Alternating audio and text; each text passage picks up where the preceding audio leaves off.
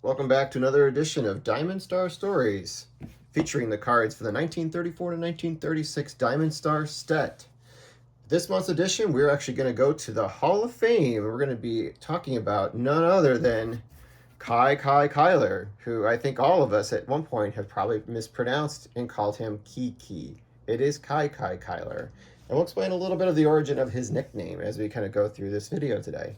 So here it is. This is the 1936 Diamond Star of a Kiki Cuyler. He would have been featured in, given the number of the set, either in 35 or 36. So here's 36. At this time in his career, he's actually with the Chicago Cubs. Kiki Cuyler did not live a long life. He lived only to be 52 years old, was born in 1898 in Harrisville, Michigan, and later passed on in 1950 in Ann Arbor, Michigan. His real name was Hazen Shirley Cuyler.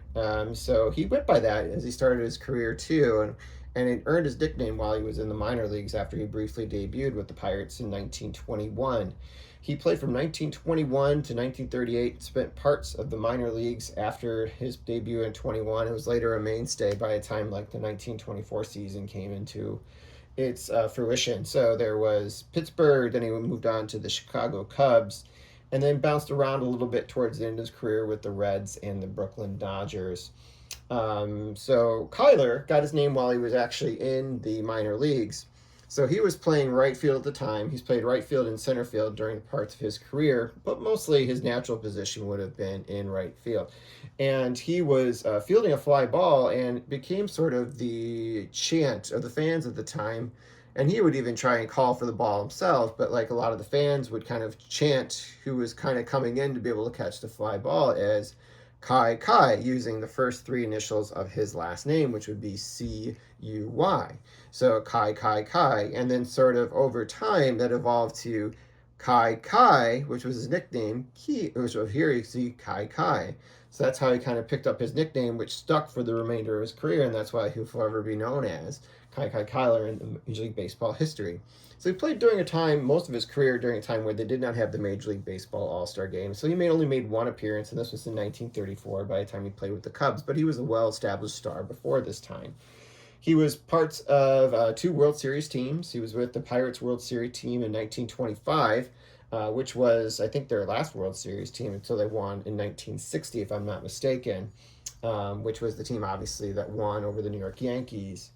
In the 25 World Series, that was actually also his best season, too, where he hit 321, I'm sorry, that's not the right one. Here's 25. He was second in MVP voting to Roger Hornsby, and he batted 357, hit 18 home runs, and 102 RBIs.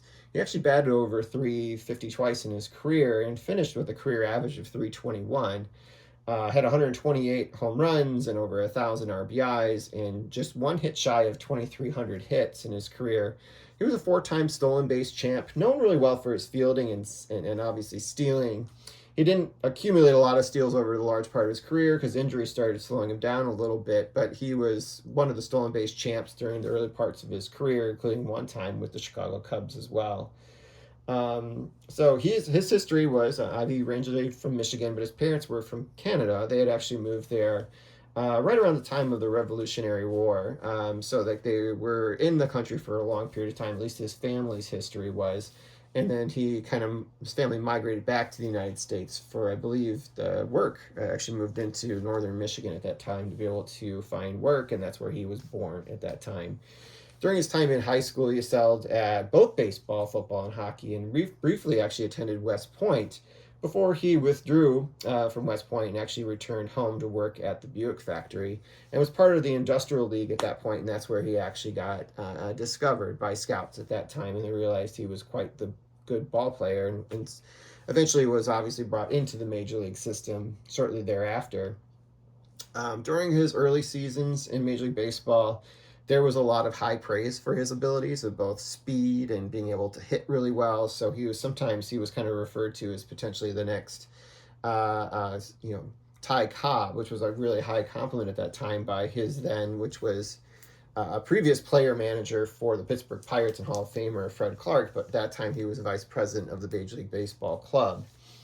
Actually, during his time with Pittsburgh, there was like a petition that was being championed by Max Carey and some of the other Pittsburgh Pirates to actually have Clark removed from the team because they thought he was interfering too much with the day-to-day operations of the club, which was ultimately unsuccessful and resulted in some of the players being traded away, which kind of broke up a really good core group of players within the Pittsburgh team at that time, which they never really kind of recovered from to be able to kind of get back to, World Series caliber team at that time. So he played always through 1938, and he retired and started coaching with that team, and eventually kind of transitioned into managing too in the minor leagues. Returned to actually Major League Baseball as a coach for a few seasons with the Cubs through 41 through 43, and then was a coach briefly in 1950 with the Boston Red Sox. While with the Boston Red Sox, he actually suffered a heart attack while ice fishing in the off season in 1950. And during his time in the hospital, he developed a blood clot, which eventually took his life shortly thereafter. So again, someone who didn't live a long life, unfortunately, but had a very productive life in a short period of time, as evidenced by him actually being later elected to the Major League Baseball Hall of Fame by the Veterans Committee in 1968. His name kind of lived on for many, many years in Harrisville because his son actually opened a restaurant in his name, which unfortunately burned down in 2018. I think there was some hope to be able to reopen it at the time, but I don't know the status of it now. If you're from the Michigan area and you know that, feel free to just kind of add that in the comments. So that's just history. So here you can see it's a little bit of a different card based on what you see on some of the other card designs where they kind of have like almost like a flag background, which isn't obviously any official flag on there.